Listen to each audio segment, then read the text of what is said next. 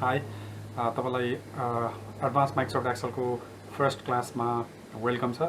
आज हामी माइक्रोसफ्ट एक्सेलले कस्तो खालको भ्याल्युजहरू एक्सेप्ट गर्छ र फर्मुलाहरू इन्टर गर्ने तरिकाहरू के छ, त्यो फर्मुला इन्टर गरिसकेपछि त्यसलाई एडिट गर्ने तरिका र अपरेटर प्रेसिडेन्सको कुराहरू पनि आज हामी सिक्छौँ। सो हामी कोर्समा जाउँ। सुरुमा हामीले एक्सेलमा फर्मुलाको बारेमा केही नलेज गेन गरौँ। एक्सेलमा हामीले फर्मुला इन्टर गरेर क्याल्कुलेसन गर्न सक्छौँ र यो फर्मुलाहरू बेसिक म्याथमेटिकल अपरेसनदेखि लिएर एडभान्स खालको क्याल्कुलेसनहरू पनि हामीले फर्मुला मार्फत गर्न सक्छौँ। Complex actions, textual values, searching for certain values in a range of data, performing recursive calculations, यो जुन हामी पछि हाम्रो एक्सेलको क्लासमा हामी गर्ने नै छौँ। र हाम्रो एक्सेलले हामीलाई कस्तो खालको भ्याल्युजहरू एक्सेप्ट गर्छ फर्मुलामा भन्दाखेरि फर्स्ट काइन्ड भनेको कन्स्टान्ट्स। सो कन्स्टान्ट्स भनेको के हुन्छ भन्दाखेरि एक्सेलमा सेल्सहरू हुन्छ। जस्तो सेल्सहरू भनेको एउटा भर्टिकल र होरिजेन्टल स्पेस मिट भएर जुन एउटा सानो स्पेस बन्छ, सो यसलाई चाहिँ सेल्स भन्छौँ। र यो सेल्सभित्र राख्ने हाम्रो यो कुरालाई हामी भ्याल्युज भन्छौँ। सो यो भ्याल्युजहरूलाई हामीले कन्स्टान्ट्स भन्छौँ। सो हामीले फर्मुलामा डाइरेक्टली कन्स्टान्ट यसरी राखेर पनि, जस्तो इज इक्वल टु 5 + 15 गरेर हामीले डाइरेक्टली कन्स्टान्ट्सहरू राखेर पनि हामीले फर्मुलामा इन्ट्री गर्न सक्छौँ, जुन एक्सेलले एक्सेप्ट गर्छ। र अर्को भनेको अपरेटर्सहरू, हामीले फर्मुलामा अपरेटर्सहरू पनि राख्न सक्छौँ। जस्तो अपरेटर्समा के पर्छ हाम्रो, एडिसन भनेको प्लस, मल्टिप्लिकेसन, अनि कम्पेयर भ्याल्युज, हामीले भ्याल्युज पनि कम्पेयर गर्न सक्छौँ। अनि जोइन भ्याल्युज, हामीले भ्याल्युजहरू जोइन गर्न सक्छौँ भनेको। जस्तो एडिसनमा हामीले जस्तो यहाँ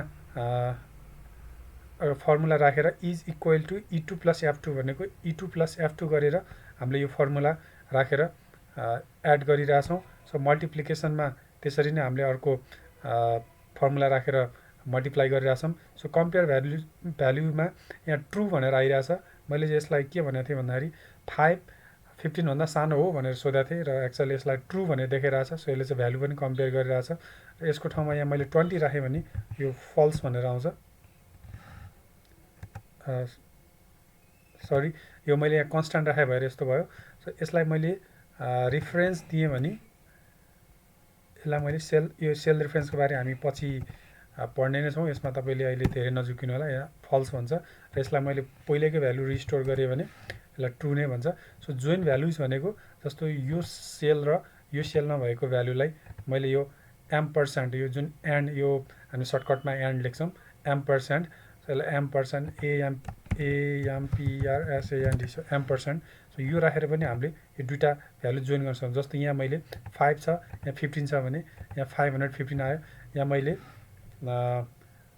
MS, यहाँ मैले एक्सेल राखेँ भने MS एक्सेल भनेर यो दुईवटा सेलको भ्यालु यसले यहाँ जोइन गरिसकेको छ। र सेल रेफरेन्सेसको कुराहरू हामी पछि अलिक धेरै नै गर्छौँ। र सेल रेफरेन्सेसहरू जस्तो 3 किसिमको हुन्छ, रिलेटिभ, अब्सोल्युट र मिक्स्ड। रिलेटिभ, अब्सोल्युट र मिक्स, यसको बारेमा हामी विस्तृत क्लासहरू यसको लिन्छौँ नै। अर्को भनेको टेक्स्ट स्ट्रिङ्सहरू। सो टेक्स्ट स्ट्रिङ्स भनेको जस्तो हाम्रो एक्सेलमा टेक्स्टको लागि अथवा स्ट्रिङ्सहरूको लागि त्यहाँ स्पेसिफिक फर्मुलाहरू हुन्छ। त्यो हामी फर्मुला नेक्स्ट च्याप्टरमा हामी यो युज गरेर हेर्नेछौँ। र यिनीहरू नै भए हाम्रो एक्सेलले एक्सेप्ट गर्ने भ्याल्युजहरू। सो यसलाई चाहिँ हामी भ्याल्युज भन्छौँ। सो कन्स्टान्ट्स भयो, अपरेटर्स भयो, सेल रेफरेन्सेसहरू भयो र टेक्स्ट स्ट्रिङ्सहरू भयो। सो सेल रेफरेन्सेस हामी एकैछिनमा हेर्नेछौँ भने जस्तै। अब अर्को छ, हामीले एक्सेलमा फर्मुलाहरू कसरी इन्टर गर्न सक्छौँ त। जस्तो जुन अहिले हाम्रो एक्सेलको यो देखिरहेछौँ, यो लेआउट अथवा यो डिजाइन, यो UI अथवा युजर इन्टरफेस, यसमा हामीले यो जुन एउटा बार छ यसलाई हामीले फर्मुला बार भन्छौँ। यो बारलाई हामीले फर्मुला बार भन्छौँ। र हामीले एक्सेलमा फर्मुला इन्टर गर्ने तरिका, हामीले डाइरेक्टली सेलमा पनि राख्न सक्छौँ। डाइरेक्टली सेलमा राख्ने भनेको यो सेलमा हामीले फर्मुला इन्टर गर्दाखेरि इज इक्वल टु टाइप गरेर जस्तो 3 + 5 गर्दाखेरि 8 आउँछ। हामीले डाइरेक्टली इन्टर पनि गर्न सक्छौँ। तरिका यो फर्स्ट तरिका। सो सेकेन्ड भनेको enter the formula into the formula bar.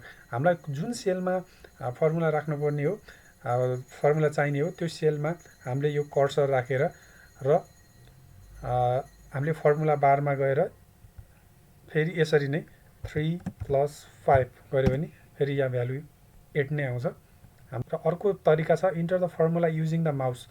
Enter the formula using the mouse भनेको जस्तो यहाँ मेरो 8 छ भ्यालु र यहाँ मेरो 8 छ भने मैले फर्मुला राखेर इज इक्वल टु मैले अब यो माउसबाट मैले यो मेरो यो जुन कर्सर छ यहाँ गएर क्लिक गर्ने अनि त्यसपछि मलाई फर एक्जाम्पल यसको सम निकाल्न पर्यो भने प्लस फेरि मैले यो कर्सरलाई यसरी यहाँ गएर क्लिक गरेर इन्टर गरेँ भने मैले माउसबाट पनि फर्मुला इन्टर गर्न सकेँ।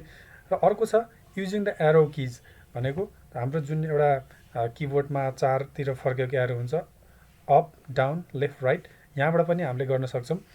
जसरी मैले यहाँ फर्मुला भनिसकेपछि इज इक्वल टु राख्नै पर्यो र मैले जस्तो यो 8 र यो 8 मैले फेरि एडिसन गर्न पर्यो युजिङ एरो किज भने यो एरो कीबाट मैले यसरी सार्दै माथि लगेँ प्लस गरेँ र फेरि सारेर माथि लगेँ र इन्टर गरेँ भने यो मैले फर्मुला यसरी इन्टर गर्न सकेँ। भनेपछि मैले चारवटा तरिकाले एक्सेलमा फर्मुला इन्टर गर्न सक्छु। एउटा डाइरेक्टली जुन सेलमा हामीलाई फर्मुला चाहिन्छ त्यो सेलमा मैले इन्टर गरेर, अथवा अर्को तरिका फर्मुला बारमा यो फर्मुला बारमा गएर मैले इन्टर गर्न सक्छु, अथवा मैले माउस युज गर्न सक्छु र लास्ट मेथड भनेको मैले यो एरो किजहरू युज गर्न सक्छु। र मैले फर्मुला राखिसकेपछि अब अर्को पाटो हुन्छ यसलाई एडिट गर्न पर्यो। फर एक्जाम्पल मलाई यहाँ प्लसको ठाउँमा मलाई मल्टिप्लिकेसन चाहियो भने मैले कसरी एडिट गर्न सक्छु त भन्दाखेरि अहिलेको जस्तै मैले यहाँ गएर डाइरेक्टली प्लसको ठाउँमा मैले प्लस हटाएर मैले यो मल्टिप्लिकेसन साइन राखेर मैले इन्टर गर्न सक्छु। अर्को भनेको double click the formula cell, यहाँ गएर मैले यसरी डबल क्लिक पनि गर्न सक्छु र डबल क्लिक गरेर मैले यहाँ प्लसको ठाउँमा फेरि मल्टिप्लिकेसन गरेँ भने फेरि मेरो भ्यालुज आउँछ। सो अर्को मैले प्रेस F2 किबोर्डमा function 1 function 2 function 3 F1 F2 F3 F4 F5 F6 जुन F12 सम्म हुन्छ, यहाँ मैले F2 की यसरी क्लिक गरेँ भने पनि मलाई यो फर्मुला अहिले एडिट गर्न दिन्छ। जस्तो मैले यहाँ अहिलेको जस्तै प्लसको ठाउँमा मैले मल्टिप्लाई साइन राखेँ भने अब यो मेरो फर्मुला मैले एडिट गर्न सकेँ। सो हाम्रो फर्मुला एडिट गर्नको लागि 3टा मेथड छ भने हामीलाई फर्मुला इन्टर गर्नको लागि 4वटा मेथडहरू छ। सो यो मेथडहरू तपाईँले नबिर्सिनु होला। त्यसै गरी अर्को छ हाम्रो operator precedence. So operator precedence भनेको हामीले जुन एक्सेलमा जुन प्यारेन्थेसिसहरू ब्र्याकेटहरू राख्छौँ त्यो राखेर र नराखिकन हामीले क्यालकुलेसनहरू गर्दाखेरि कस्तो रिजल्टहरू कस्तो फरक खालको रिजल्टहरू आउँछ भन्ने कुराहरू अपरेटर प्रेसिडेन्समा हामी सिक्छौँ।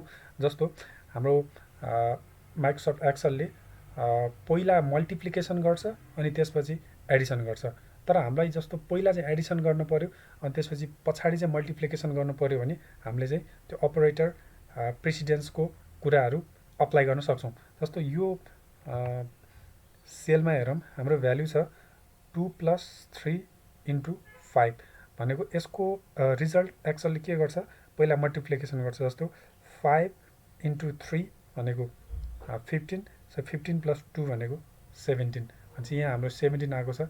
तर हामीलाई पहिला एडिसन गर्नु छ अनि पछि मल्टिप्लाई गर्नु छ भने हामीले यसमा प्यारेन्थेसिस युज गरेर यो अपरेटरको प्रेसिडेन्स चेन्ज गर्न सक्छौँ।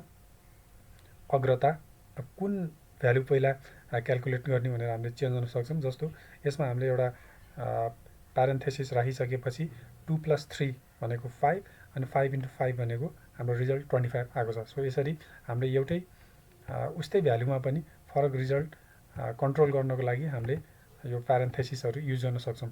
सो यो हाम्रो प्यारेन्थेसिसहरू जस्तो यो एक्जाम्पलमा हामीले के गर्यौँ 2+3 मा एउटा मात्रै प्यारेन्थेसिस एउटा मात्रै ब्राकेट युज गर्यौँ भने हामीले नेस्टेड प्यारेन्थेसिस पनि युज गर्न सक्छौँ। यो नेस्टेड भन्ने वर्डहरू हामी पछि पनि युज गर्छौँ। सो नेस्टेड प्यारेन्थेसिस भनेको जस्तो 2+3 5 × 3 अनि × 7 हामीलाई पहिला 2+3 को भ्यालु निकाल्नु पर्यो अनि 5 × 3 को भ्यालु निकाल्नु पर्यो अनि पुरा भ्यालुलाई 7 ले मल्टिप्लाई गर्नु पर्यो भनेको।